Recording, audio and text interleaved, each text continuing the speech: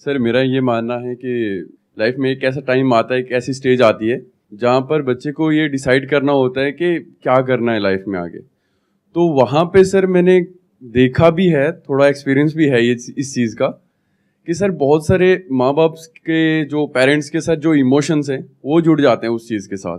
तो मेरा ये मानना है कि सर वहाँ पे थोड़ी सी फ्रीडम होनी चाहिए, बच्चे के लिए होनी चाहिए कि आप क्या करना चाहते हो, ये ज़्यादा इंपॉर्टेंट है सर। देखो, एक चीज तो यहाँ पे बिल्कुल क्लियर है कि ऐसे कुछ पेरेंट्स होते हैं जो अपने ड्रीम्स को अपने बच्चों के ऊपर थोपते हैं, मतलब कि वो बच्चे नहीं करना चाहते हैं लेकिन जबरदस्ती उनसे करवाते हैं। जी सर।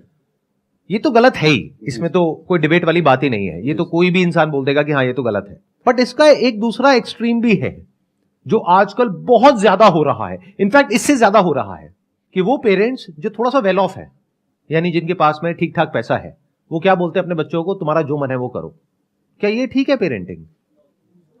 मैं दोबारा से एक क्वेश्चन पूछता हूं, अगर कोई बच्चा आकर के अपने पेरेंट्स को ये बोल रहा है कि मेरा ये करने का मन है, मैं ये करना चाहता हूं और मुझे ये करना है, मेरा ये सपना है, तो क्या पेरेंट्स को उसको सपोर्ट करना चाहिए या उसको क्रिटिसाइज करना चाहिए या उसको रोकना चाहिए? क्या करना चाहिए पेरेंट्स को? कितने कहते हैं सपोर्ट करना चाहिए? अगर सपोर्ट नहीं करते हैं तो वो गलत पेरेंटिंग है। That's how we are thinking, right? Sir actually मेरे पॉइंट ऑफ व्यू से, सर अदर का तो पता नहीं सर, मेरे पॉइंट व्यू के सर पेरेंट्स को एक बार बाई चिल्ड्रेन को अपॉर्चुनिटी देना चाहिए कि है ना, मतलब आपको जो भी ड्रीम है, आपका जो भी स्ट्रीम है, आप एक बार उसमें मतलब अपने फोकस करो, आगे हम हैं आपको सपोर्ट करने के लिए, ताकि बच्चे आगे चल के ये नहीं बोले कि है ना मेरा ये ड्रीम था, आपने मेरे को सपोर्ट नहीं किया। हाँ, आगे पेरेंट्स पे ब्लेम नहीं आए सर। जो आप कह रहे हैं वो ही 99% लोगों की थिंकिंग है आज की डेट में। वो लोग जो पढ़े लिखे हैं या फिर एक वेल ऑफ फैमिली बैकग्राउंड से हैं, सब ऐसा ही सोचते हैं जैसा आप सोच रहे हैं, और इसको सही मानते हैं। मैं इसी को क्वेश्चन करने वाला हूं आज कि क्या ये सही है या गलत है? क्या ये सही पेरेंटिंग है, गलत है? आप कह रहे हैं सही है, यस सर। मैं कह रहा हूं गलत है। अब देखते हैं कि मेरा क्या टेक है। ठीक है, धीरे धीरे हमारा ये थॉट प्रोसेस बनता चला जा रहा है कि बच्चे जो भी करना चाहें उनको करने देना चाहिए, हमें उनको सपोर्ट करना चाहिए। क्योंकि मूवीज में भी हम ऐसे ही देखते हैं कि जो पेरेंट्स रोकते हैं अपने बच्चों को वो करने से जो वो करना चाहते हैं, वो विलेन है, और जो उनको सपोर्ट करते हैं वो अच्छे पेरेंट्स हैं। तो अच्छे बुरे की डेफिनेशन बहुत ही क्लियरली हम सबके माइंड में प्लांट कर दी गई है। अब मैं आपको एक रियल लाइफ एग्जांपल देता हूं। आज से करीबन 7 साल पहले की बात है, मैं अपने एक फ्रेंड के घर गया था। उनकी जो डॉटर है, she was I think around 20 years old at that time.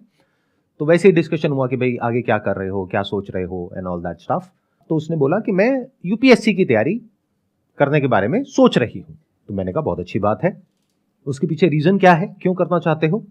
तो उसने कहा यह दुनिया की सबसे टफ एग्जामिनेशन है, मैं इसलिए इसको क्रैक करना चाहती हूं। तो फिर मैंने उससे काउंटर क्वेश्चन पूछा, अगर क्रैक नहीं होता है तो क्या होगा? तो उसका रिएक्शन यह था कि ऐसा हो ही नहीं सकता। अगर मैं अपनी तरफ से अपना 100% एफर्ट करूंगी, अपनी तरफ से पूरी मेहनत करूंगी, जो इंडिया का बेस्ट कोचिंग इंस्टीट्यूट है वहां से कोचिंग लूंगी और उसके हिसाब से एक्ट करूंगी, और अपनी तैयारी में अगर कोई कमी नहीं होगी तो क्यों नहीं होगा? मैंने कहा लेकिन फिर भी मान लेते हैं एक बार को कि तुम्हारा नहीं होता किसी भी वजह से, तो क्या? तो एक बार और ट्राई कर लूंगी। मैंने कहा फिर भी नहीं होता तो तीसरा अटेम्प्ट, चौथा अटेम्प्ट, लेकिन मैं करके रहूंगी। तो उधर से उसके फादर ने मुझे रोक दिया, कहते कि यार बस अब और मत बोलो, डिमोटिवेट मत करो बच्ची को, उसका मन है ना, करने दो ना, क्या हो गया, कोचिंग में 20-30 लाख रुपए लग जाएंगे, अरे कोई बात नहीं, भगवान का दिया बहुत है हमारे पास में, कोई फर्क नहीं पड़ता, करने दो। कल को ये बच्ची ये ना बोल दे आगे जाकर के कि मैं कुछ करना चाहती थी और मेरे पेरेंट्स ने मुझे करने नहीं दिया। मैंने कहा कि मेरे को जहां तक ये सिचुएशन समझ आई है, मेरे हिसाब से इसको नहीं करना चाहिए, बाकी आप लोगों की मर्जी है। तो उन्होंने ध्यान नहीं दिया, क्योंकि पेरेंट्स को कोई फर्क पड़ नहीं रहा था, जिसको हम अच्छी पेरेंटिंग समझते हैं। क्या होता है ना, आज की डेट में जो पेरेंट्स हैं वो सब बहुत बिजी हैं अपनी अपनी लाइफ में। वो कैसे कॉम्पेंसेट करते हैं अपने टाइम को पैसे से, कि बच्चे को टाइम तो दे नहीं सकते हैं, तो पैसा दे देते हैं, खिलौने दिला देते हैं, जो वो कहते हैं वो सारी ख्वाहिशें पूरी कर देते हैं। इससे क्या हुआ, हम अच्छे पेरेंट्स बन गए। ऐसा हो रहा है, नहीं हो रहा है? सोसाइटी में ऑब्जर्व कर पा रहे हो आप अपने आसपास में? ये एक बहुत तेजी से चीजें चेंज हो रही हैं। मतलब हो क्या रहा है, पेरेंट्स सपोर्ट के नाम पर इन्वॉल्व ही नहीं हो रहे हैं बच्चों की डिसीजन मेकिंग प्रोसेस में। उनकी क्रिटिकल थिंकिंग को डेवलप नहीं किया जा रहा है। अगर उन बच्चों को कोई और आकर के क्वेश्चन करता है तो उसको रोक दिया जाता है। मैं उधर उससे क्वेश्चन कर रहा था और मुझे रोक दिया गया, ये छोड़ो ना यार, तुम ज्यादा मत बोलो, अब वो जो कर रही है उसको करने दो। मैं कहा ठीक है, that's okay, that's your call. आज सिचुएशन ये है कि उस लड़की ने 6 अटेम्प्ट्स दे दिए हैं, वो डिप्रेशन में है, उसकी दवाइयां चल रही है, वो ज्यादातर अपने कमरे में ही रहती है, बाहर नहीं निकलती है, किसी से बात नहीं करती है, और गलती से किसी के मुंह से यूपीएससी वर्ड निकल जाता है तो उसको गुस्सा आ जाता है और वो खुद को ब्लेम कर रही है अपने इस फेलियर के लिए। उसके पेरेंट्स को क्या नुकसान हुआ? पैसे का, 20-30 लाख रुपए का, जो उनको फर्क नहीं पड़ता है क्योंकि बहुत पैसा है उनके पास में। तो क्या ये सही पेरेंटिंग है? इज इट राइट पेरेंटिंग जैसा हम समझते हैं? You are saying no now, लेकिन द थिंग इज आपको यह भी समझना पड़ेगा क्यों। देखो, 2 एक्सट्रीम्स हैं। एक एक्सट्रीम है जिसको तो हम बड़े क्लियरली समझ जाते हैं क्योंकि लाइफ को ब्लैक और व्हाइट की तरह देखते हैं, राइट और रॉन्ग की तरह देखते हैं, और बड़े आसानी से अपने माइंड में 2 कंपार्टमेंट बना देते हैं कि ये सही है, ये गलत है। गलत क्या है कि अपने बच्चों को डोमिनेट करना, उनको फोर्स करना, उनके ऊपर प्रेशर क्रिएट करना, उनसे अपने हिसाब से अपने ड्रीम्स पूरे करवाना, ये सब गलत है।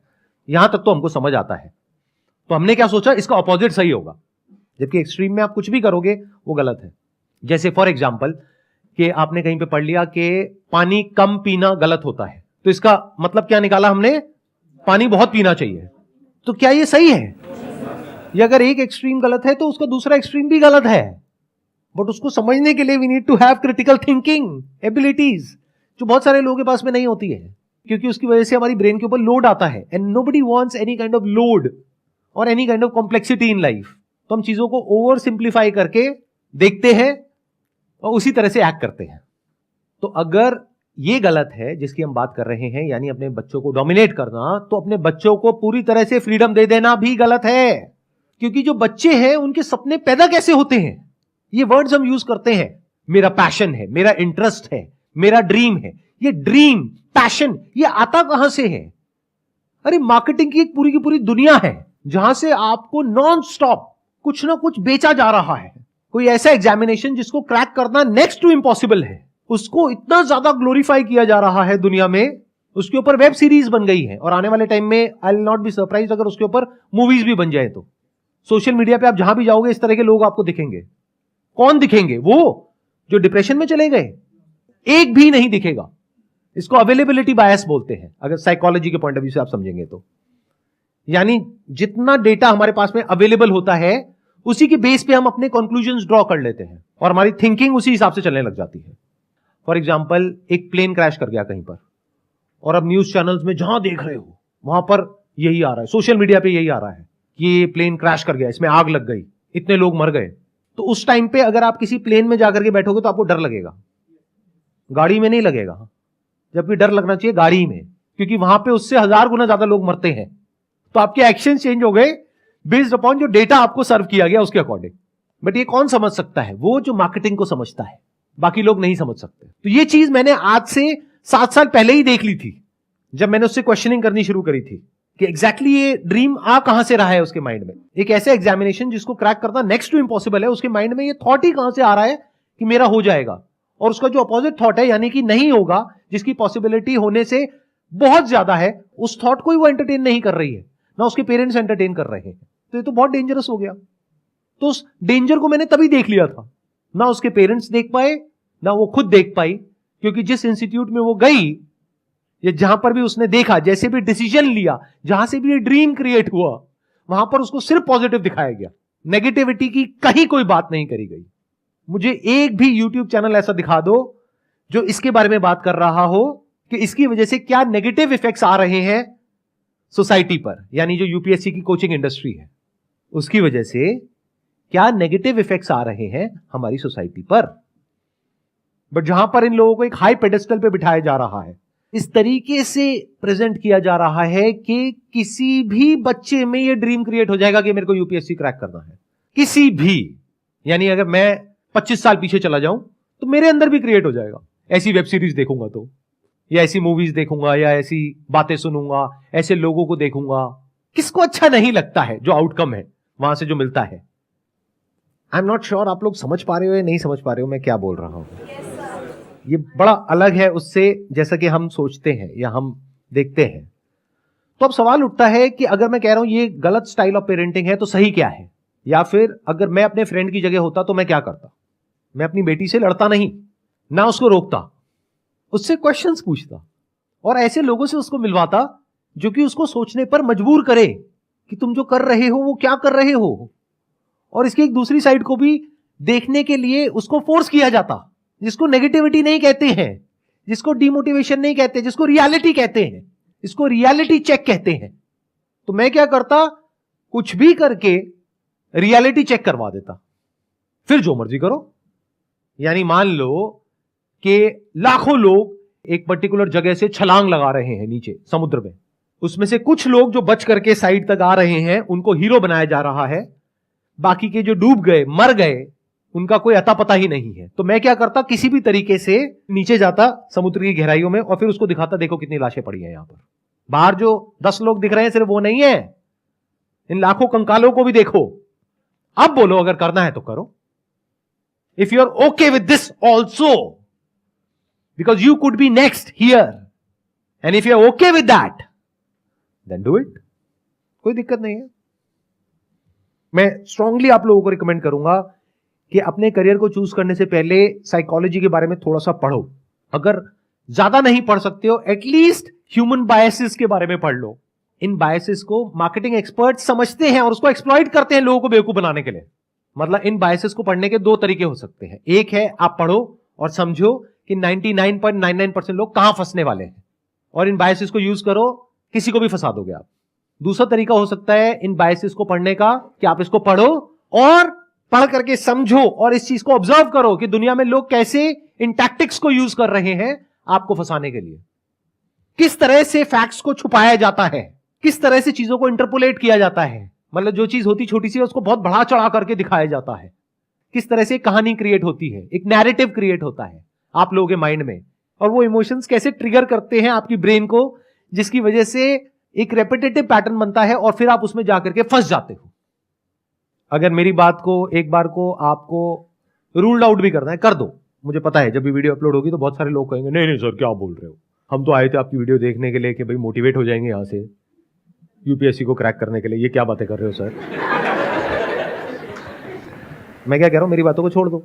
अरे भाई एक बार पढ़ लो ना साइकोलॉजी में कि कितने तरह के बायसेस होते हैं और देखो जो मैं कह रहा हूं वो सच है झूठ है, अपने आप वेरीफाई करो मेरे कहने से क्या होता है। देखो जो पूरी की पूरी कोचिंग इंडस्ट्री है वो कैसे उन सारे बायसेस को यूज कर रही है आपको कंट्रोल करने के लिए।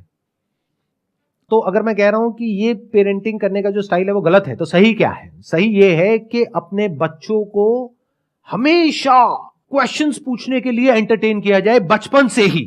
यानी बच्चा ऐसा होना चाहिए जिसमें दम हो किसी भी थॉट प्रोसेस को क्वेश्चन करने का, चाहे वो कितनी भी पुरानी क्यों ना हो, कितनी भी स्ट्रांग क्यों ना हो।